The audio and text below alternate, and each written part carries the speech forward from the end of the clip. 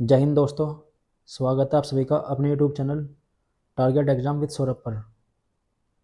चलिए शुरू करते हैं आरआरबी एनटीपीसी के लिए जीके और जीएस का सेट नंबर 7।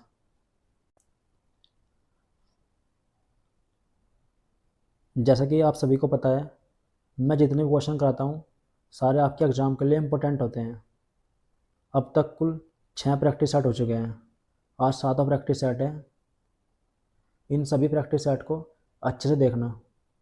आपके एग्ज़ाम में क्वेश्चन अधिकतर यहीं से मिलेंगे, ये मेरा वादा है। चलिए शुरू करते हैं फिर। वीडियो पसंद आए तो वीडियो को लाइक और शेयर करें। सभी के सभी वीडियो को लाइक और शेयर करें। और जो भाई चैनल पर नया हो वो चैनल को सब्सक्राइब कर ले, ताकि आपको आगे और ऐसे प्रैक्टिस करने को मिल सके। चलिए शुरू करते हैं।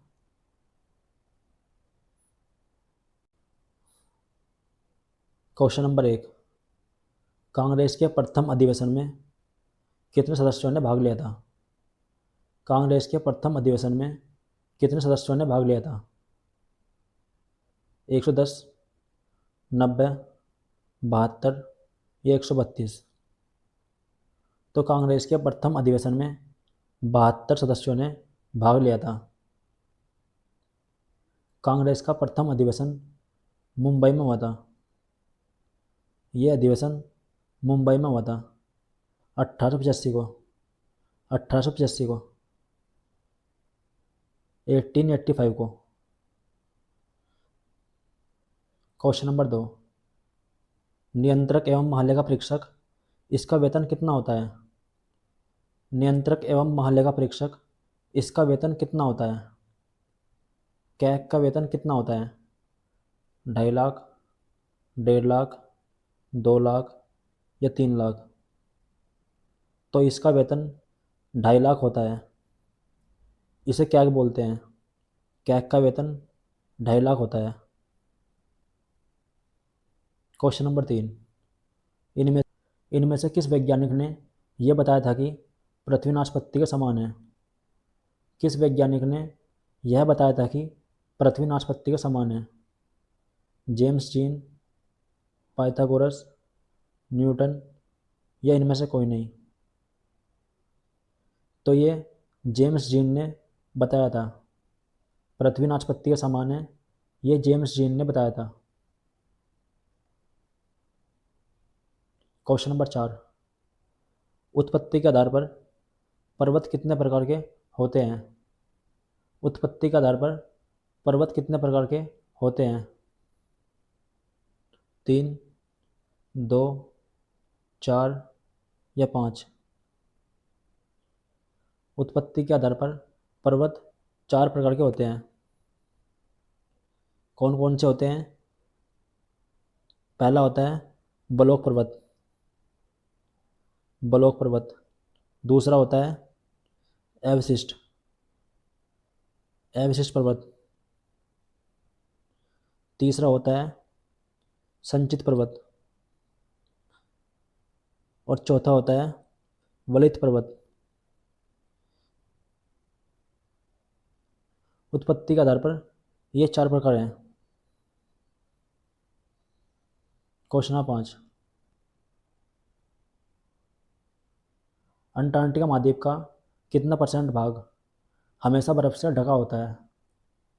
अंटार्कटिका महाद्वीप का कितना परसेंट भाग हमेशा बर्फ से ढका होता है? 90%, 80%, 72% या 98%? तो 98% भाग हमेशा बर्फ से ढका होता है। अंटार्कटिका महाद्वीप का 98% भाग हमेशा बर्फ से ढका होता है। Question number 6। वीडियो को लाइक और शेयर करते रहें। सभी के सभी वीडियो को लाइक और शेयर करते रहें।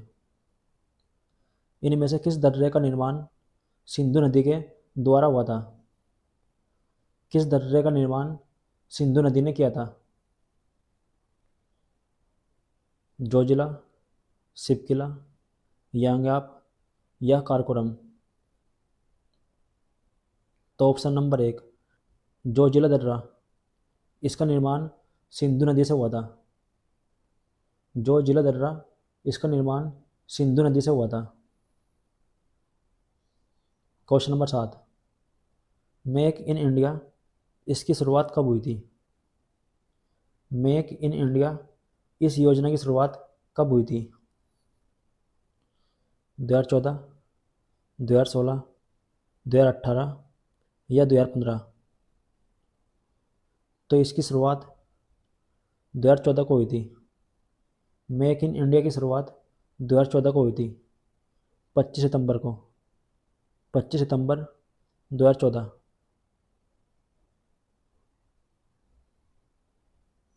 क्वेश्चन नंबर 8,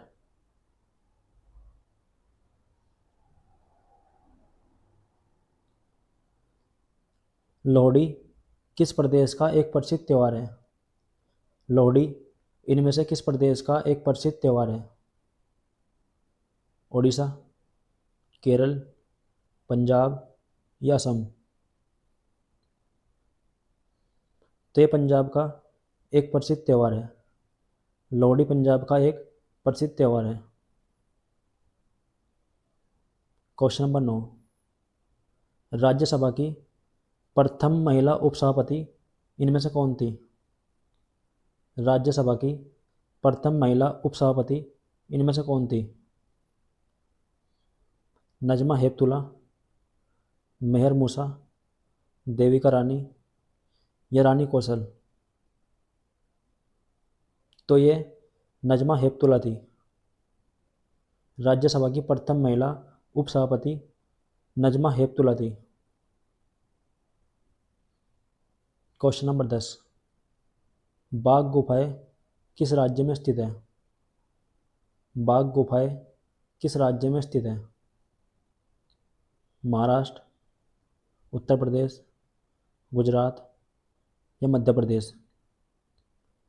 तो ये मध्य प्रदेश में स्थित है। बाघ गुफाएं मध्य प्रदेश में स्थित है। इनकी संख्या 9 है।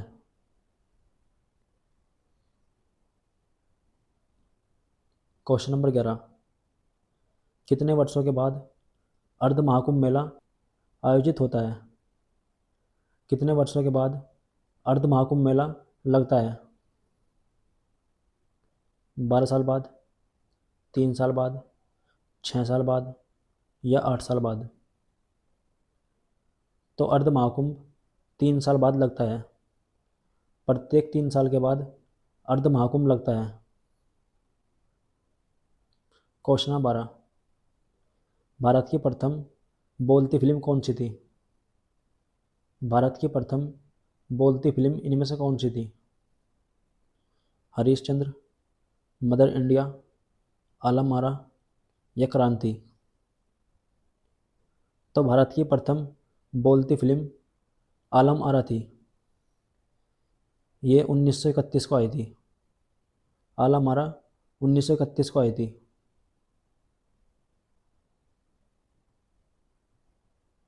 क्वेश्चन नंबर 13, माजुली द्वीप इनमें से किस नदी पर बनता है?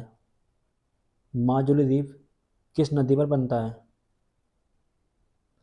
सोन नदी, ब्रह्मपुत्र नदी, नर्मदा नदी या गंगा नदी? तो ये ब्रह्मपुत्र पर बनता है। माजुली द्वीप ब्रह्मपुत्र नदी पर बनता है। ये असम में बनता है।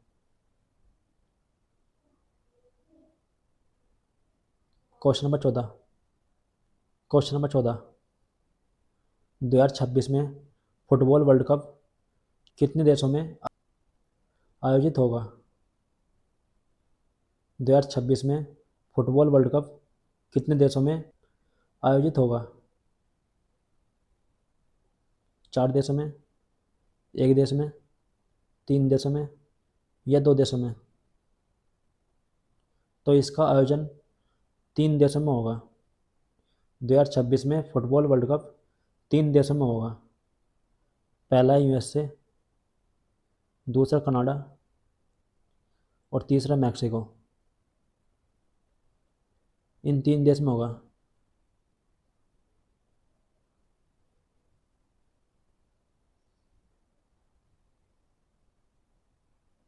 क्वेश्चन नंबर 15, फैराडे इनमें से किस राशि का मात्रक है? फैराडे किस राशि का मात्रक है? विद्युत धारिता, दाब, आयतन या तरंगदैर्घ्य?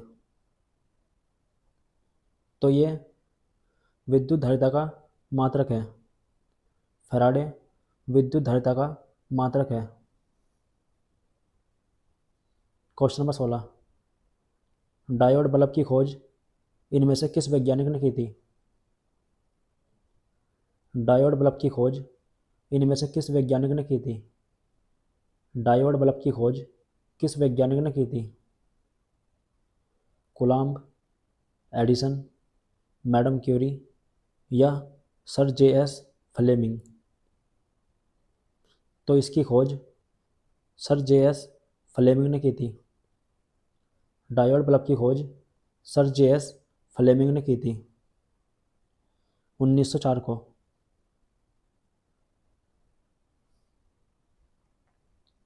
क्वेश्चन 17, जापानी पेय सेक इनमें से किससे बनता है? जापानी पेय सेक इनमें से किससे बनता है? गेहूँ, चावल, अंगूर या जौ? तेज चावल से बनता है। जापानी पेय सेक चावल से बनता है। क्वेश्चन नंबर 18, ध्यान से देखते रहें वीडियो को, सारे क्वेश्चन आपके एग्जाम के लिए इम्पोर्टेंट है। क्वेश्चन नंबर 18, किस मुगल सम्राट को लंपट मूर्ख भी कहते थे?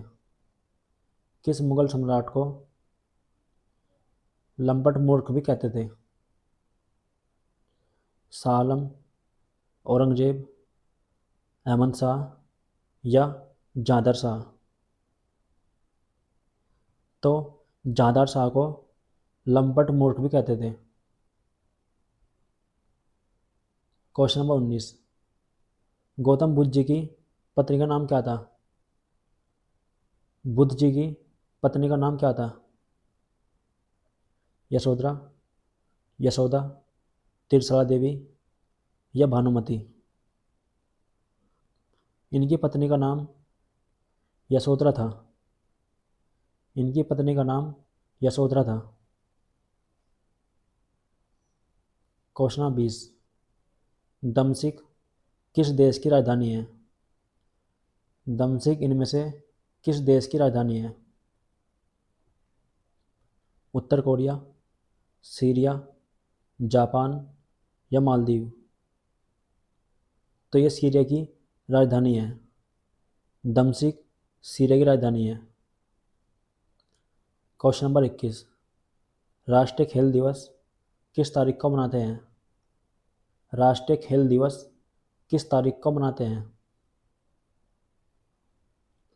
14 सितंबर, 10 जून, 23 अप्रैल या 29 अगस्त? तो 29 अगस्त को राष्ट्रीय खेल दिवस मनाते हैं। क्वेश्चन नंबर 22, ये इम्पोर्टेंट है।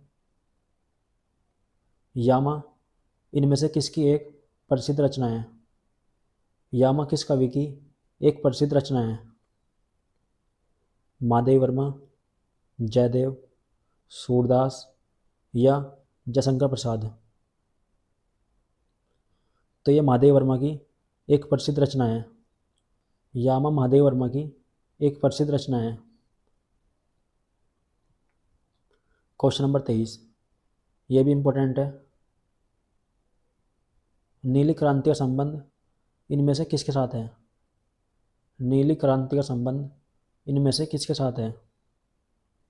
अंडा उत्पादन, मछली उत्पादन, टमाटर उत्पादन या फल उत्पादन? तो इसका संबंध मछली उत्पादन से है। नीली क्रांति का संबंध मछली उत्पादन से है। क्वेश्चन नंबर 24, मान बुकर पुरस्कार कितने वर्षों के अंतराल में दिया जाता है? मान बुकर पुरस्कार कितने वर्षों के अंतराल में दिया जाता है? 4 वर्षों के, 3 वर्ष के, 2 वर्ष के या 1 वर्ष के। तो ये हर 2 वर्ष में दिया जाता है। मान बुकर पुरस्कार हर 2 वर्ष में दिया जाता है। क्वेश्चन 25, झील के अंदर झील इनमें से कौन सी है? झील के अंदर झील इनमें से कौन सी है? सुपीरियर झील, मैन्यूटू झील, बैकाल झील या कैस्पियन सागर झील? तो झील के अंदर झील मैन्यूटू झील है। मैन्यूटू झील झील के अंदर झील है। ये कनाडा में स्थित है। क्वेश्चन नंबर 26, दुनिया में सबसे ऊंची राजधानी किस देश की है? दुनिया में सबसे ऊंची राजधानी किस देश की है? रूस की, फिनलैंड की, बोलीविया की या अमेरिका की? तो सबसे ऊंची राजधानी बोलीविया की है। बोलीविया की राजधानी सबसे ऊंची है। उसका नाम है लापाज। लापाज।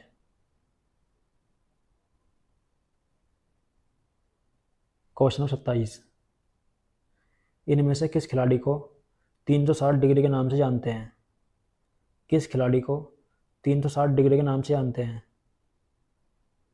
विराट कोहली को, AB डिविलियर्स को, लसित मलिंगा को या रोहित शर्मा को?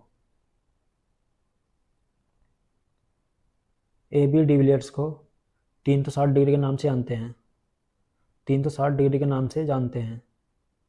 AB डिविलियर्स को 360 डिग्री के नाम से जानते हैं। क्वेश्चन नंबर 28, ये भी इम्पोर्टेंट है।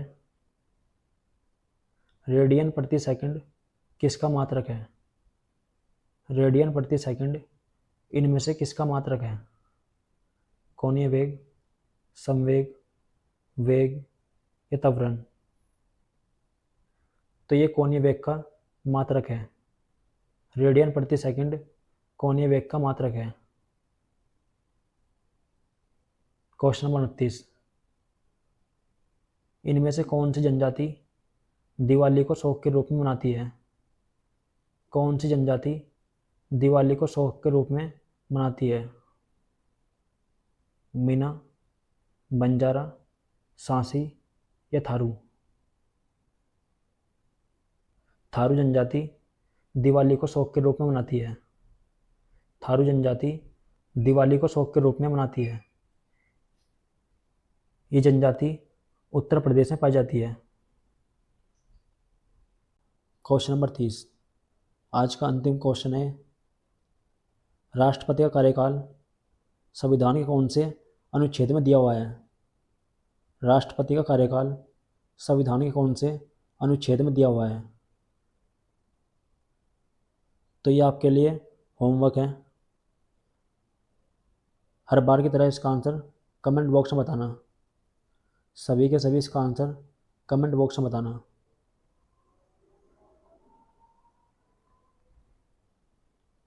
चलिए मिलते हैं फिर। वीडियो पसंद आई हो तो वीडियो को लाइक और शेयर करें, और जो भाई चैनल पर नया हो वो चैनल को सब्सक्राइब कर ले, ताकि आपको आगे और ऐसे ही प्रैक्टिस करने को मिल सके। और जितने प्रैक्टिस सेट मैंने कराए हैं इन सभी को अच्छे से कवर करना। सारे क्वेश्चन जो हैं आपके एग्ज़ाम के लिए काफ़ी इम्पोर्टेंट है। चलिए मिलते हैं फिर।